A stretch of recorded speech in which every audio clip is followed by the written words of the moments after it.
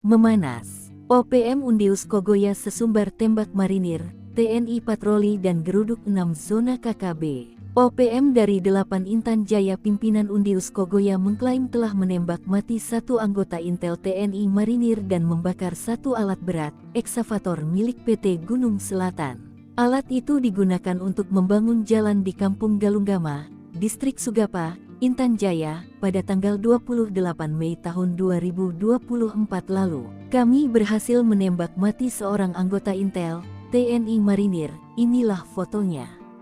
Anggota Intel ini selama ini menjadi mata-mata melaksanakan tugas sebagai tukang ojek, ujar jubir OPM Sebi Sambo. Namun sesumbar Sebi ini menuai kecaman, karena yang mereka tembak warga sipil.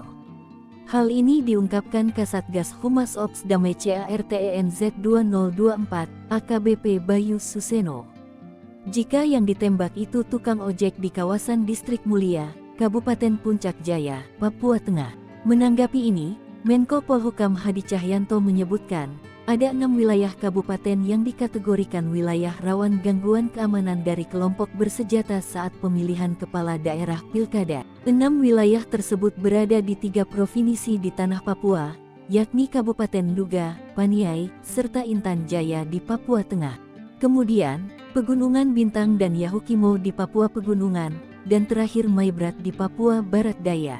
TNI Polri akan terus memantau dan mengamankan wilayah itu termasuk kawasan lainnya di 6 provinsi di tanah Papua, ungkap Hadi Cahyanto di Makodam 17 Cenderawasih, Kamis tanggal 30 Mei tahun 2024 seperti dikutip Antara. Sementara itu, Kaops Damai Cartens 2024 Kombes Pol Dr. Faizal Ramadhani melalui Kasatgas Humas AKBP Bayu Suseno, Selasa, 28/5 mengatakan pihaknya melakukan patroli diantaranya di Paniai untuk mengantisipasi serangan dari OPM.